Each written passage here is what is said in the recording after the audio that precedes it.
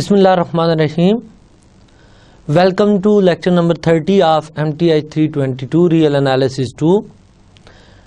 Dear students, हमारा आज का टॉपिक है दी रैंक थ्योरम.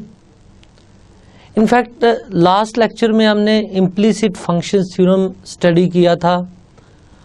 आज का लेक्चर इनफैक्ट हम रैंक थ्योरम और इसकी एप्लीकेशन डिस्कस करेंगे. ये आज के लेक्चर की रेफरेंस बुक्स.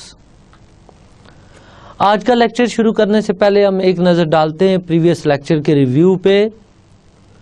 डियर स्टूडेंट, जैसे मैंने स्टार्ट में बताया कि लास्ट लेक्चर में हमने इम्प्लिसिट फंक्शन थ्योरम स्टडी किया था. So recall what is implicit function.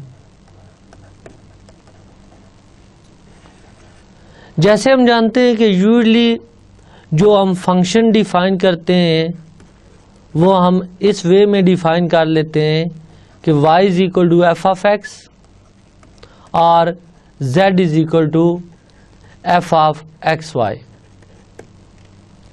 तो ये फॉर्म जो है ये एक्सप्लिसिट फॉर्म है.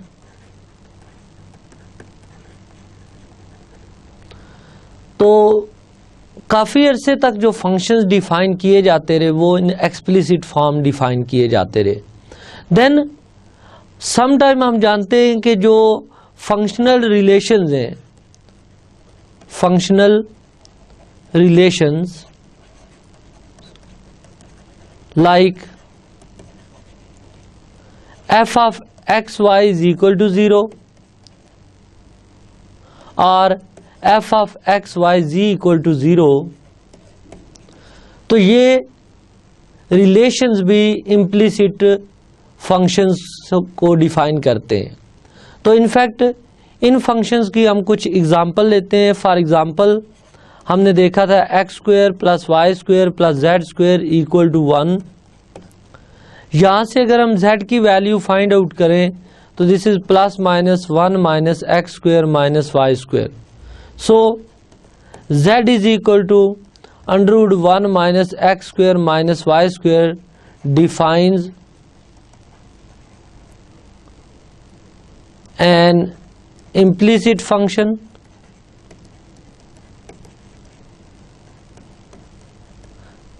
Similarly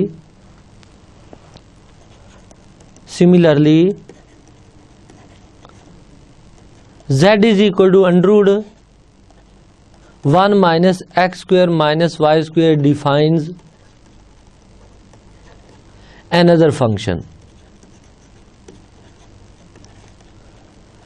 अब यहाँ पे हमारा क्वेश्चन ये था कि किस टाइप के फंक्शनल रिलेशन जो होते हैं अंडर व्हाट कंडीशंस वो किसी पॉइंट के नेबरहुड में एक्सप्लिसिटली फंक्शन को डिफाइन करते हैं या नहीं करते. तो इसके लिए हमने इम्प्लिसिट फंक्शन थ्योरम स्टडी किया था.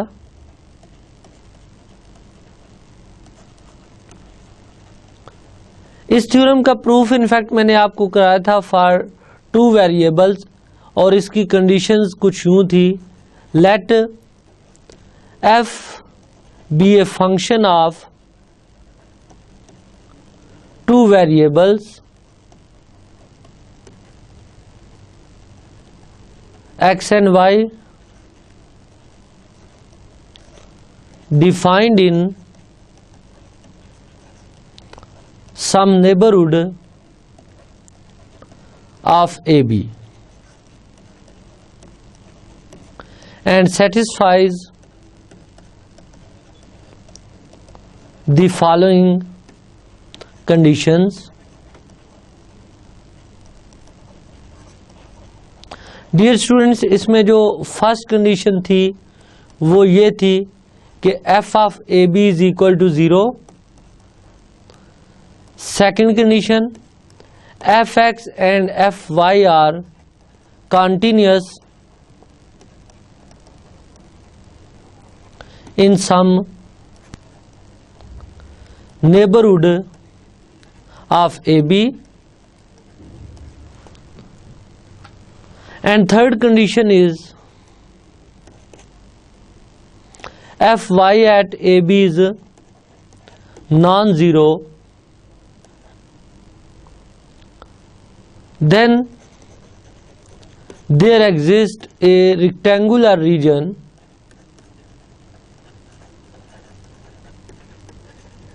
say R equal to ordered pair xy such that x lies between a minus h, a plus h,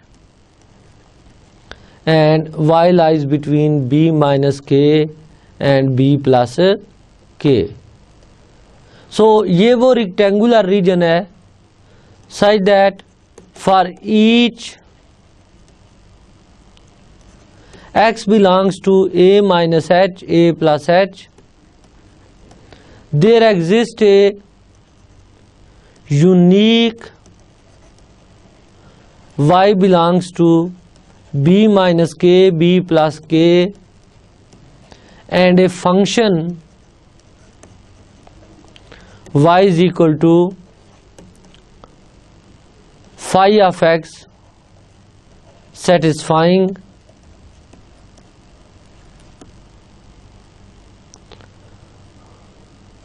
first one,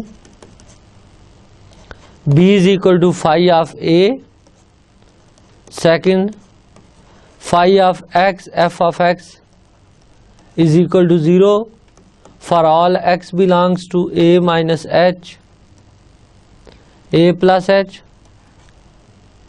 Third, phi is differentiable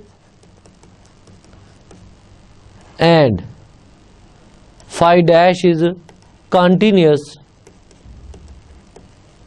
on a minus h, a plus h.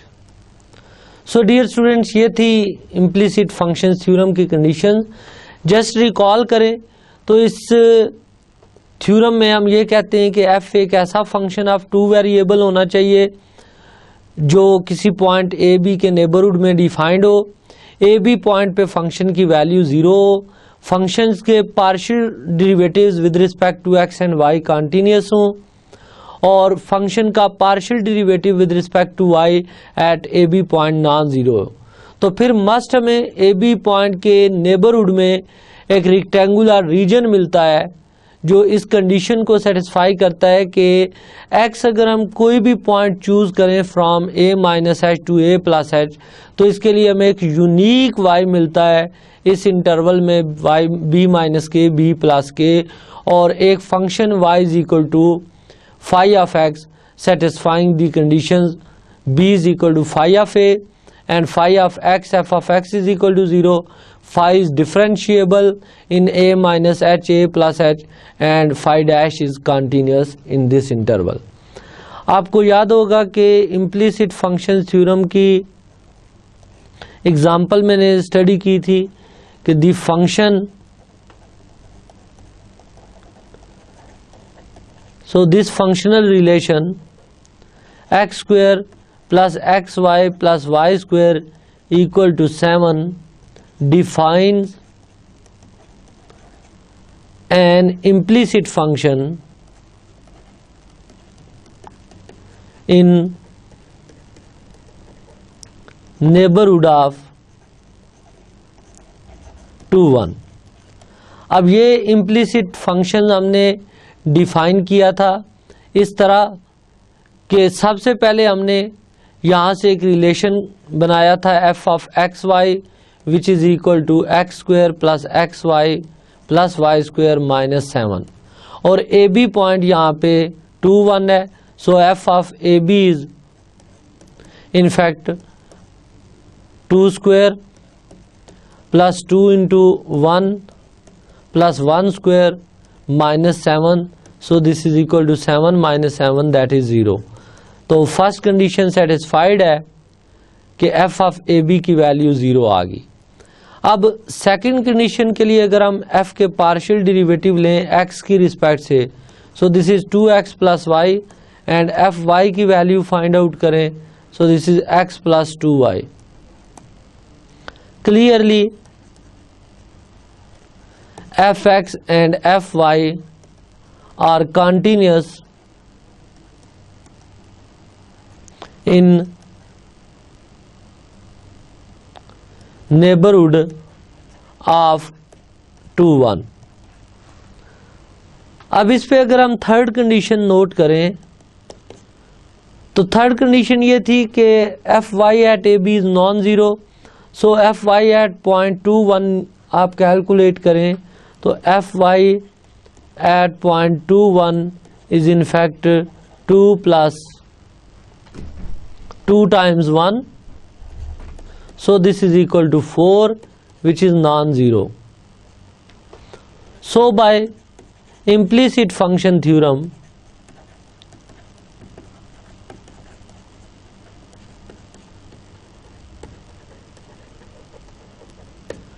phi dash x is equal to minus fx over fy, and this implies phi dash at say 2 is equal to minus fx at 2 1 divided by fy at 2 1. So ये इसका answer है by implicit function theorem. Dear student, इसके बाद मैंने आपको implicit functions theorem for 3 variable बताया था कि implicit functions for 3 variable जो है उसमें ये start की condition सेम है, जैसे f at A B C से 0, F X F Y F Z continuous हूँ in some neighbourhood of A B C, F Z at A B non zero, तो फिर हमें एक रेक्टेंगुलर रीजन मिलता है जो इसी टाइप की कुछ कंडीशंस को सेटिस्फाई करता है। अब इसके लिए मैं आपको एक एक्सरसाइज दे रहा हूँ। Apply implicit function theorem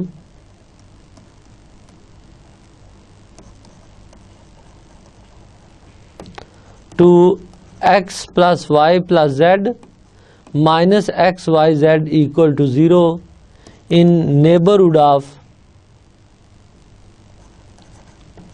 a b c which is 0 0 0।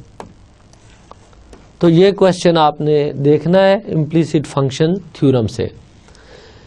Dear students, यहाँ तक प्रीवियस लेक्चर का रिव्यू था। अब हम स्टार्ट करते हैं आज का टॉपिक। जैसे मैंने स्टार्ट में बताया कि आज हम डिस्कस करेंगे the most important rank theorem और उसकी एप्लीकेशन। तो आज का लेक्चर शुरू करने से पहले हम प्रीवियस लेक्चर से कुछ फर्दर पॉइंट्स रिकॉल करते हैं जो रिक्वायर्ड हैं आज के लेक्चर में। Dear student, recall that what is a basis for a vector space. So just recall a subset S equal to say x1 x2 up to so on xn is said to be a basis for a vector space V or X if first condition S is linearly independent, that is alpha 1 x1 plus alpha 2 x2 plus so on alpha n xn is equal to 0 implies alpha 1 equal to 0, alpha 2 equal to 0 and so on alpha n equal to 0। तो पहली condition ये है कि S set linearly independent होना चाहिए। दूसरी condition S spans X, that is each x belongs to X can be written as a linear combination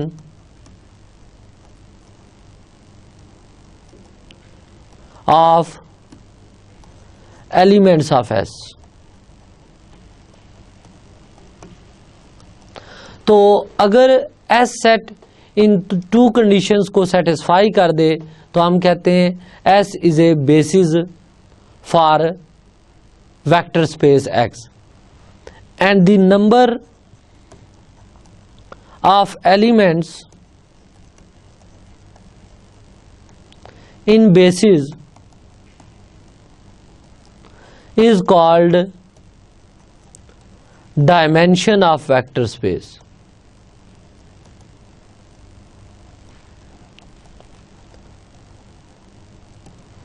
सो ये basis और डायमेंशन की डेफिनेशंस थी कि किसी भी वेक्टर स्पेस का बेसिस एक ऐसा सबसेट होता है वेक्टर स्पेस का जो लीनियरली इंडिपेंडेंट हो और ये सेट वेक्टर स्पेस को जनरेट करे, स्पेन करे, दैट इज वेक्टर स्पेस का हर एलिमेंट इस सेट के एलिमेंट के लीनियर कॉम्बिनेशन में लिखा जा सके।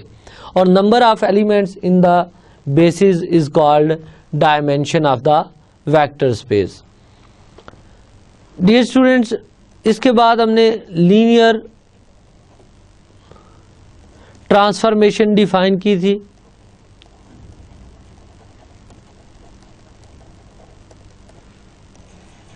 सो let X and Y are to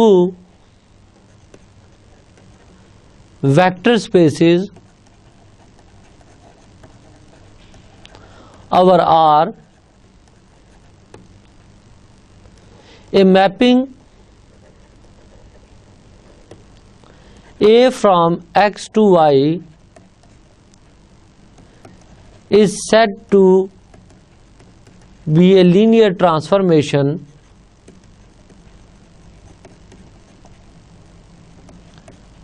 if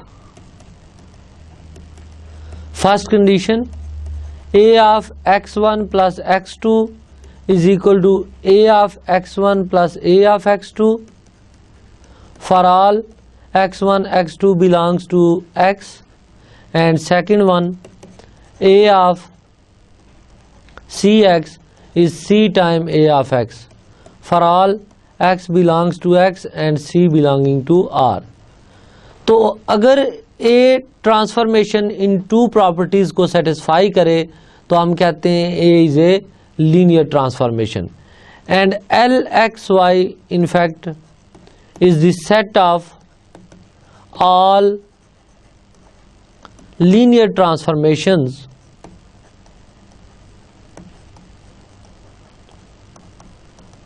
from X to Y। तो ये set of all linear transformation की नोटेशंस थी। यहाँ तक चंद एक पॉइंट जो हमें प्रीवियस लेक्चर से रिक्वायर्ड थे वो मैंने रिकॉल करवाए। नेक्स्ट हम आज का टॉपिक स्टार्ट करते हैं। डियर स्टूडेंट, सबसे पहले हम डिफाइन करते हैं null space.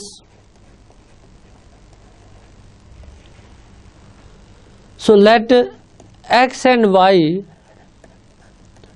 be two vector spaces over R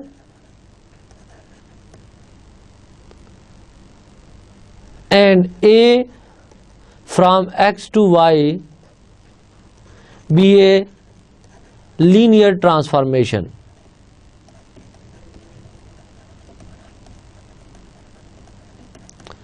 Then n of A, that is null space of A, is the set of all vectors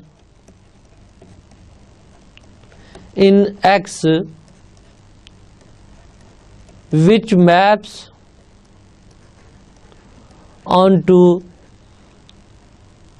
0 of Y, that is n of A in fact X के उन तमाम points का set है जो under A map होते हैं 0 of Y पे। तो बेसिकली हमारे पास ये अगर X सेट है, ये Y सेट है और से ये एक लीनियर ट्रांसफॉर्मेशन है फ्रॉम X to Y, तो यहाँ पे कुछ वेक्टर्स ऐसे होंगे जो y की एडिटिव आइडेंटिटी दैट इज 0 पे मैप हो रहे हूँ, तो इनफैक्ट वो सारे वेक्टर्स जो y के 0 एलिमेंट पे मैप होते हैं, इनके सेट को n of A that is null space of A कहते हैं।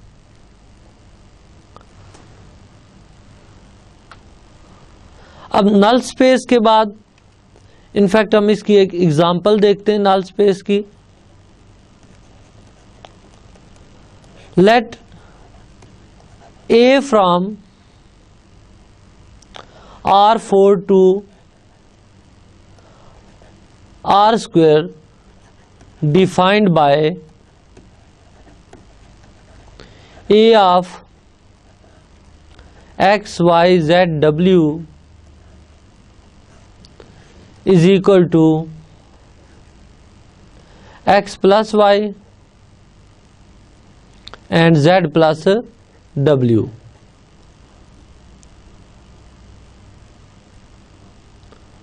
Show that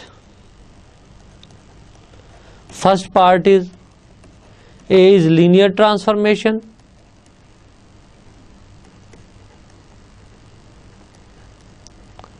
and second one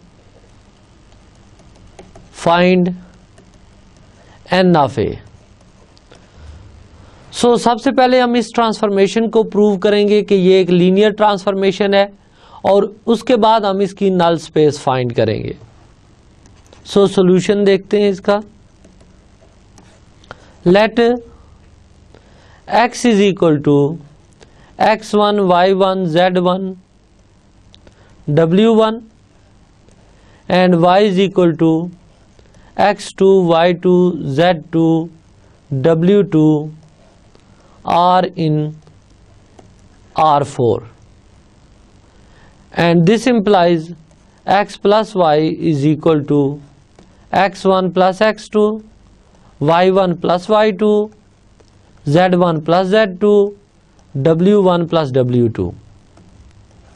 So this implies A of x plus y, in fact by definition this is equal to, अब ए transformation की definition देखें तो हम x और y coordinate add कर रहे हैं और z और w ऐड कर रहे हैं।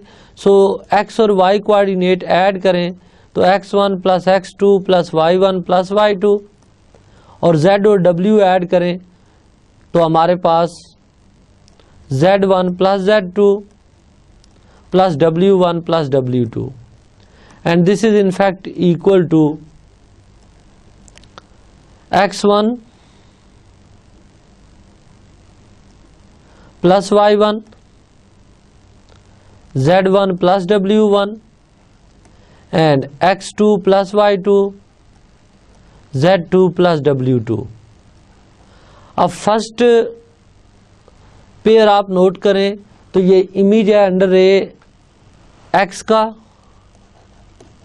और second is the image of y under A. So image of x plus y under A is equal to image of x under A plus image of y under A.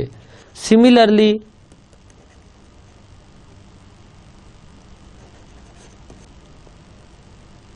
A of Cx is A of, and what is Cx? This is Cx1, Cy1, Cz1 and Cw1. This is equal to, by definition of A, Cx1 plus Cy1 and Cz1 plus Cw1. So this is equal to C times A of x.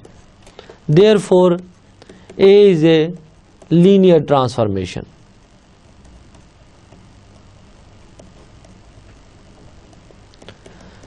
So dear student, first part इसका prove हो गया कि हमने इस transformation को linear transformation prove कर दिया। अब इसके सेकंड पार्ट में हमने नल स्पेस फाइंड करनी है। To find n of A, null space of A find out करते हैं। For this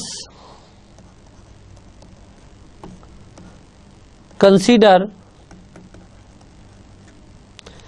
a of x y z w is equal to 0 0। अब यहाँ पे क्योंकि हमने नल स्पेस फाइंड आउट करनी है, तो इनफैक्ट हमने डोमेन के वो सारे पॉइंट्स फाइंड करने हैं जो अंडर ए मैप होते हैं आर स्क्वायर की एडिटिव आइडेंटिटी पे। सो फर्स्ट ऑफ ऑल मैंने एज्यूम किया कि डोमेन में एक वेक्टर एक्स वाई जी डब्ल्यू जिसके कंपोनेंट्स हैं जो अंडर ए मैप हो रहा है दूसरे सेट की एडिटिव आइडेंटिटी पे। अब ए ऑपरेटर की डेफिनेशन अप्लाई करें। So this is x plus Y and z plus डब्ल्यू is equal to 0 0 and this implies x plus y is equal to 0 and z plus w is equal to 0। तो यहाँ से हमारे पास एक system of equation generate हुआ। अब next हम ये देखेंगे कि आया ये सिस्टम जो हमने जनरेट किया है ये एक कंसिस्टेंट सिस्टम है या इनकंसिस्टेंट सिस्टम है। First we solve this system, क्योंकि ये एक होमोजीनियस सिस्टम है और होमोजीनियस सिस्टम में हम जानते हैं कि ax equal to 0 has a non trivial solution if determinant of a that is coefficient matrix का determinant 0। Let me call it b to avoid confusion. So यहाँ पे कोफिशिएंट मैट्रिक्स को अगर b कहते हैं तो 1 1 1 1 इसका डिटर्मिनेंट 0 आ जाता है। So this system must have a non trivial solution. अब हम वो नॉन ट्रिवियल सोल्यूशंस फाइंड करते हैं। From 1 y is equal to minus x and from 2 w is equal to minus z. Let x is equal to r and w is equal to say minus s where z is equal to s, then y is equal to minus r, so x y z w is equal to r minus r s and minus s। तो यहाँ पे मैं इस matrix को 2 matrices में split कर रहा हूँ। आप नोट करें कि फर्स्ट मैट्रिक्स में मैंने आर वाली सारी टर्म कलेक्ट कर ली हैं और सेकंड मैट्रिक्स में एस वाली, इन दिस वे कि इन दोनों को ऐड किया जाए तो दोबारा ये वेक्टर बने। इनफैक्ट आर कॉमन ले लें तो 1 -1 0 0 प्लस एस कॉमन लें तो 0 0 1 एंड -1। सो आपने देखा कि एक्स वाई जी डब्ल्यू मैंने एक ऐसा वेक्टर चूज़ किया था जो 0 एलिमेंट पे मैप हो रहा है और जब इसकी वैल्यू फाइंड की तो इसकी वैल्यू ये वाली मिली। सो इसको मैंने स्प्लिट किया इस फॉर्म में कि ये लीनियर कम्बिनेशन नज़र आए। सो अब आप नोट करें कि ये लेफ़्ट साइड पे नल स्पेस का एक एलिमेंट है और ये लीनियर कम्बिनेशन में है 1 -1 0 0 और 0 0 1 -1 से। So n of a is the set of all elements which are linear combinations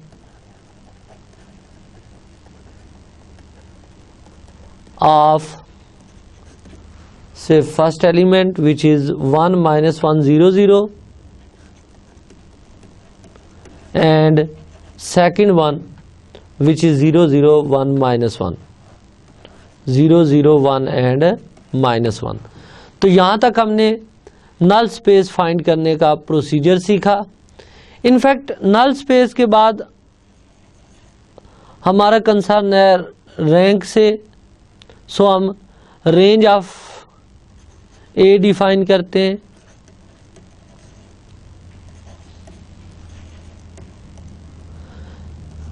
Let a from x to y be a linear transformation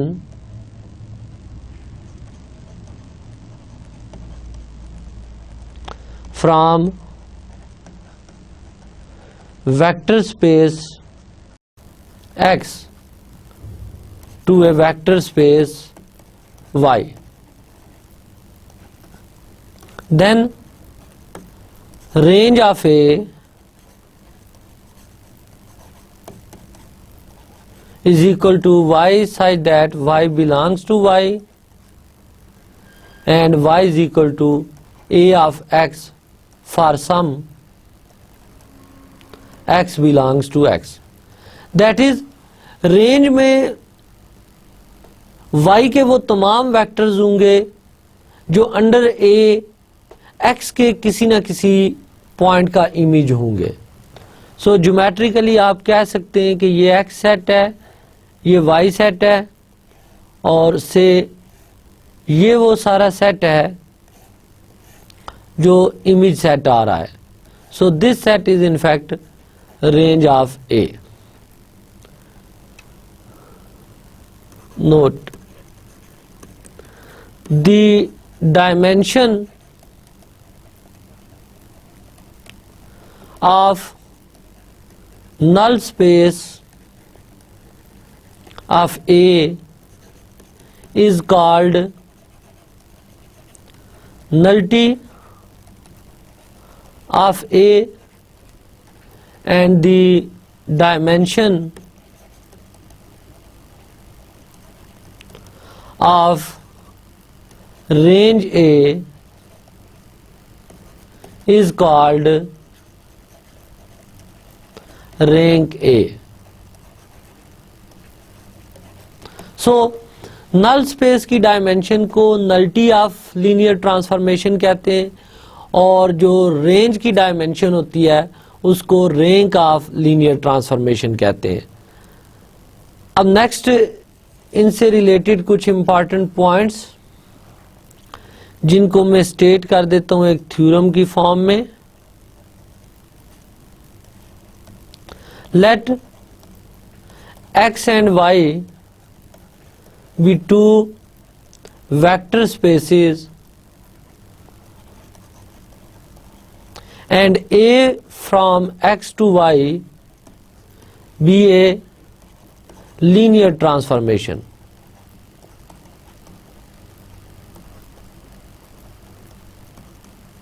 Then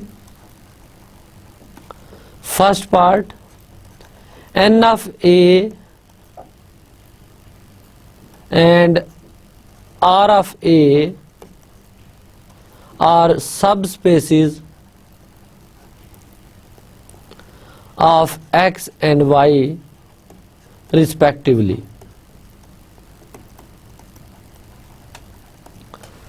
Second part, A is 1-to-1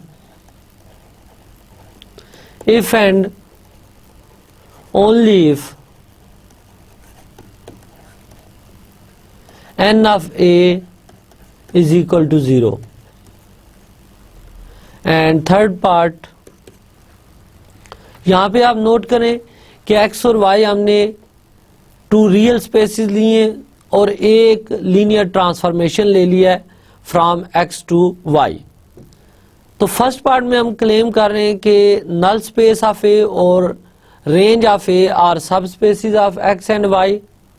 दूसरे part में हमारा claim यह है कि ये transformation अगर 1-to-1 हो तो नल स्पेस ऑफ ए में सिर्फ 0 वेक्टर आएगा and converse is also true.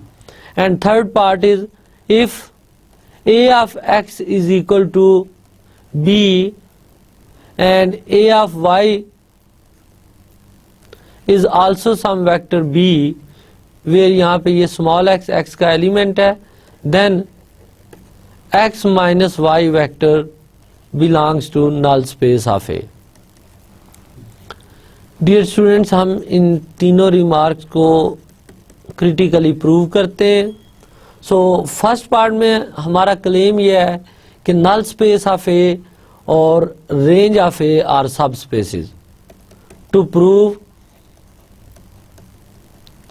n of A is a subspace of x. अब किसी भी सबसेट को सबस्पेस प्रूव करने के लिए हम ये करते थे कि उसमें से 2 वेक्टर चूज करते थे और शो कर देते थे कि उनका लीनियर कॉम्बिनेशन अगेन उसी स्पेस में है। So let x y belongs to null space of A. This implies a of x is equal to 0 and a of y is also 0. Let alpha beta be arbitrary scalars. We claim that alpha x plus beta y belongs to n of a. So इस vector को हम नल space में prove करते हैं। Consider a of alpha x plus beta y. This is equal to alpha time a of x plus beta time a of y. Reason is quite trivial since a is linear. And this is equal to alpha times 0 plus beta times 0. So this is equal to 0. A of alpha x plus beta y is equal to 0, and this implies alpha x plus beta y belongs to null space of A. Therefore n of A is a subspace of x. So null space x की subspace है. To prove R of A is a subspace of y. अब हमने range को y का subspace prove करना है। सो ये से y सेट है और ये R ऑफ A है।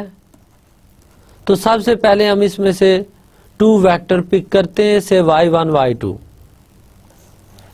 यहाँ पे ये x है और A एक ट्रांसफॉर्मेशन है फ्रॉम x टू y। तो मस्ट यहाँ पे एक x1 एग्जिस्ट करेगा such that A of x1 is equal to y1 and एक पॉइंट x2 एग्जिस्ट करेगा such that A of x2 is equal to y2.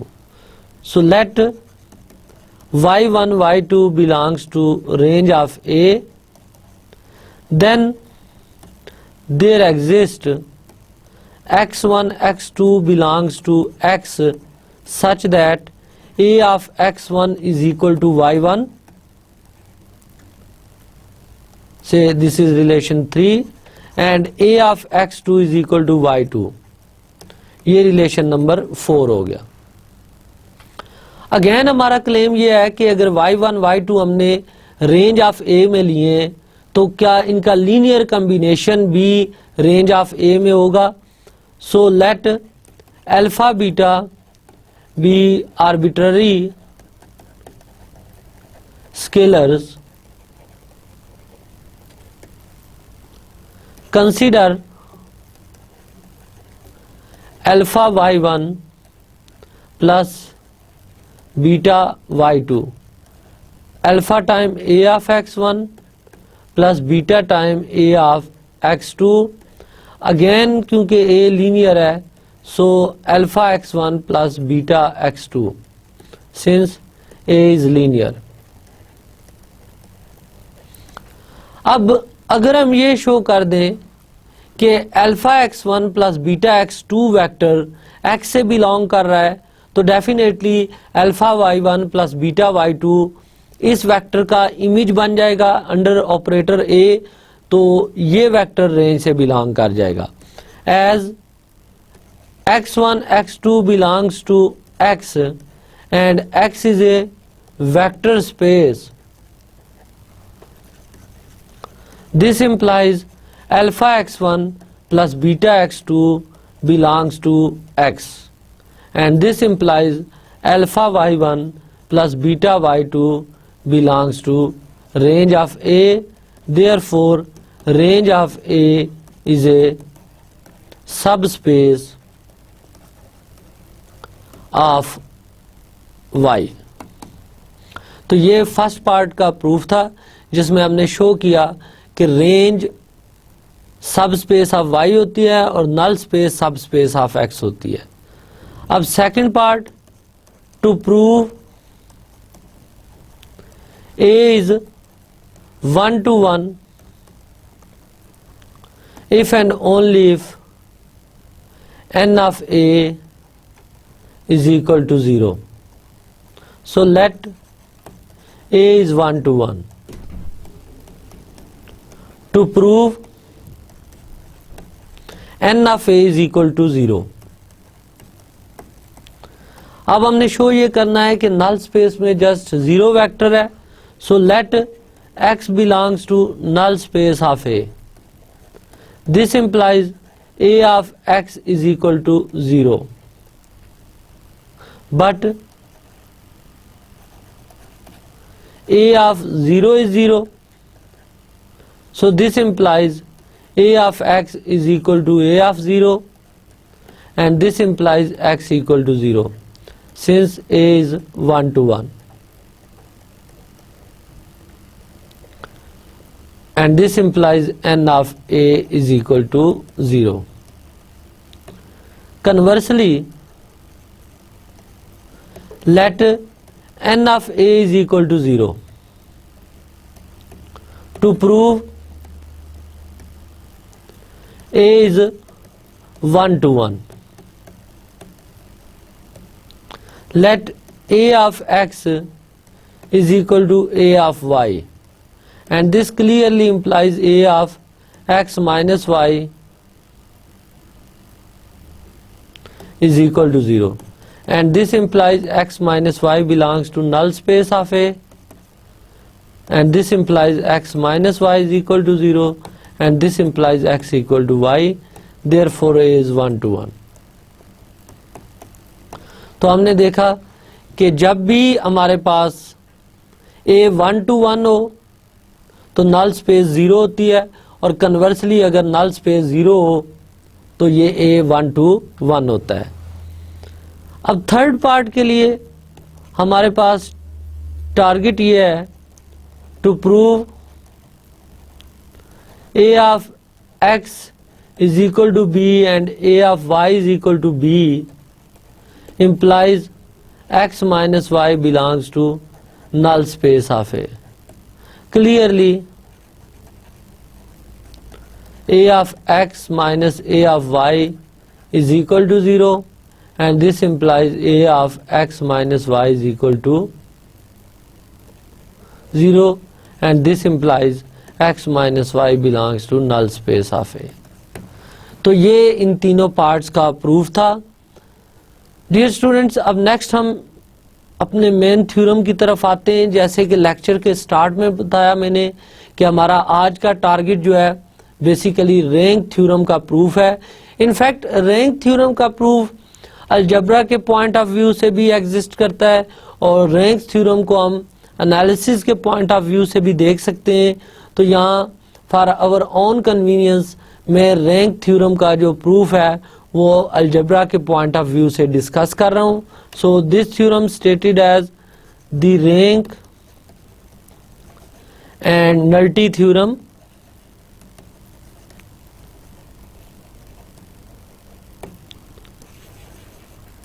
इसकी स्टेटमेंट ये है, let A from x to y be a linear transformation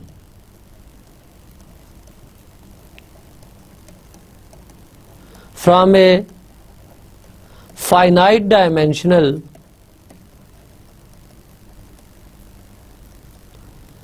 vector space x to a vector space y.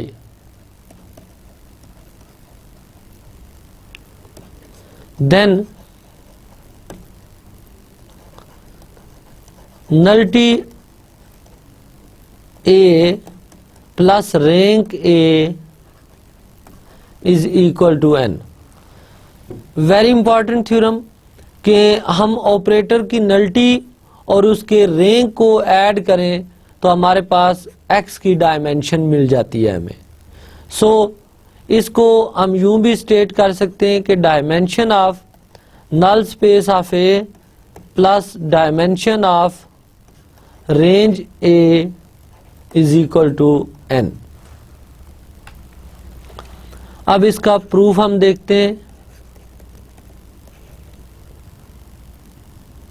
Late dimension of x is equal to n and dimension of n of a is equal to L.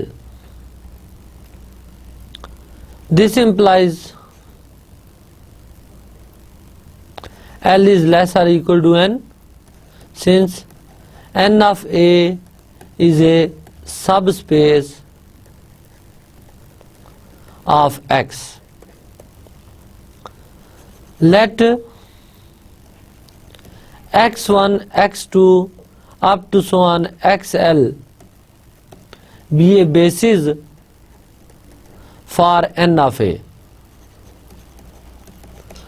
Dear students, क्योंकि n of a सब space है x की, तो हम जानते हैं कि सब स्पेस की बेसिस को ऑलवेज हम एक्सटेंड कर सकते हैं to form basis of vector space. So this basis can be extended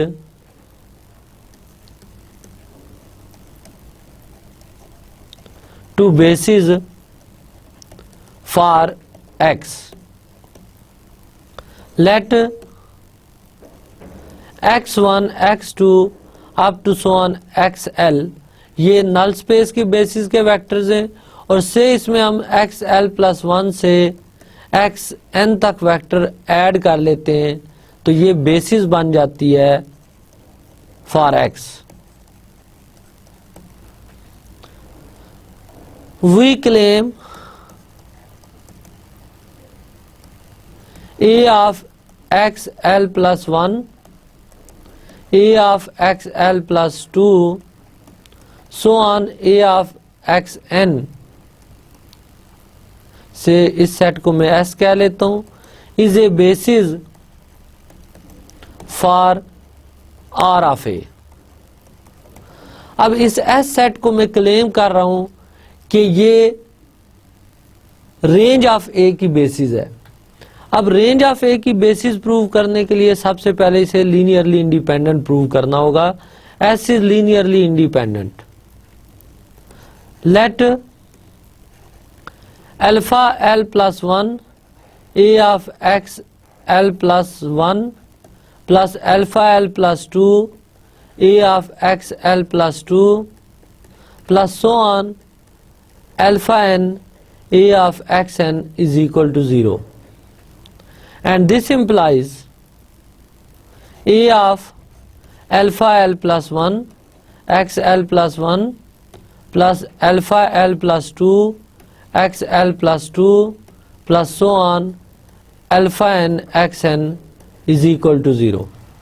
Dear students, क्योंकि हमने S सेट को लीनियरली इंडिपेंडेंट शो करना है, सो हम S के एलिमेंट्स का लीनियर कम्बिनेशन 0 लेंगे और शो कर देंगे कि ऑल स्केलर 0 हैं. सो फर्स्ट ऑफ ऑल मैंने लीनियर कम्बिनेशन 0 लिया. उसके बाद ए क्योंकि लीनियर ट्रांसफॉर्मेशन है, सो इसको इस फॉर्म में लिख सकते हैं. अब नोट करें कि ये इनसाइड जो वेक्टर है ये अंडर ए मैप हो रहा है दूसरे सेट की एडिटिव आइडेंटिटी पे. So by definition of null space alpha L plus 1 x L plus 1 plus so on alpha N x N belongs to null space of A. अब क्योंकि ये वेक्टर नल स्पेस से belong कर रहा है as x1 x2 up to so on xl is a basis for n of a, तो basis तो space के हर एलिमेंट को जनरेट करते हैं, स्पेन करते हैं. सो अगर ये सेट बेसिस है तो ये n ऑफ a के तमाम एलिमेंट्स को स्पेन करेगा, तो n ऑफ a का ये एलिमेंट इन बेसिस के लीनियर कम्बिनेशन में लिखा जा सकता है.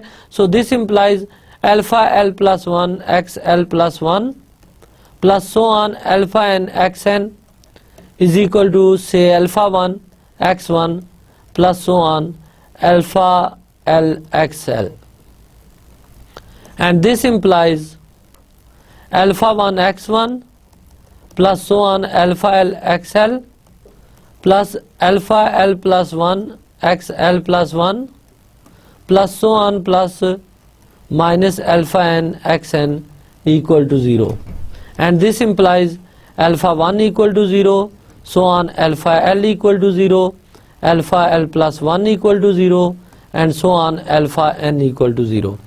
इन पर्टिकुलर आप नोट करें कि अगर सारे स्केलर ज़ीरो हैं तो इन पर्टिकुलर अल्फ़ा एल प्लस 1 से लेकर अल्फ़ा एन तक भी जितने स्केलर्स आ रहे हैं वो सारे भी ज़ीरो हैं. इन particular alpha L plus 1 equal to 0 up to so on alpha n equal to 0, and this implies S is linearly independent. Dear students, note करें कि यहाँ पे मैंने कैसे लिख दिया कि ये सारे स्केलर ज़ीरो हैं, क्योंकि x1 to xn ये बेसिस है फॉर वेक्टर स्पेस x, तो बेसिस होने की वजह से ये सेट लीनियरली इंडिपेंडेंट है. सो x1 to xn वेक्टर्स का लीनियर कम्बिनेशन अगर ज़ीरो है तो तमाम स्केलर ज़ीरो हो जाएंगे. तो यहाँ तक हमारा फर्स्ट टारगेट अचीव हुआ कि S को हमने लीनियरली इंडिपेंडेंट शो कर दिया. S spans R of A. Next हमने शो ये करना है कि रेंज के हर एलिमेंट को हम S से स्पेन कर सकते हैं. So for this let y belongs to range of A, then there exists some x belongs to x such that A of x is equal to y. As x belongs to S and x1 up to so on xl plus 1 to xn is a basis for x.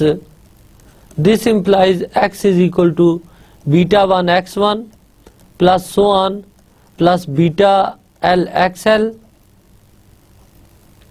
plus beta l plus 1 xl plus 1 plus so on plus beta n xn for some scalars betas, and this implies A of x is equal to beta 1 A of x1 plus so on beta l A of xl plus beta l plus 1 A of xl plus 1 plus so on beta n A of xn. Dear students, ये जो first l vector के images हैं ये सारे zero हो जाएंगे because x1 to xl null space से belong करते हैं. So this implies A of x is equal to beta l plus 1 x A of x l plus 1 plus so on plus beta n A of xn, and this implies S spans R of A. Therefore, S is a basis for R of A, and this implies dimension of R of A is equal to n minus L, and this implies L plus dimension of R of A is equal to n. और L क्योंकि nullity थी, nullity of A, और dimension of are of ए को हम rank of A कहते हैं, तो ये n के इक्वल आ गया. डियर स्टूडेंट्स, ये था हमारा आज का लेक्चर. आज के लेक्चर में हमने रैंक थ्योरम प्रूव किया, और रैंक थ्योरम के लिए जो रिक्वायरमेंट्स थी, for example null space, rank उन कॉन्सेप्ट को इंट्रोड्यूस किया और उनसे रिलेटेड कुछ एग्जांपल स्टडी की। इंशाल्लाह नेक्स्ट लेक्चर में हम रैंक थ्योरम की एप्लीकेशन से रिलेटेड कुछ प्रॉब्लम्स डिस्कस करेंगे। टिल देन अपना ख्याल रखिएगा। अल्लाह हाफिज़।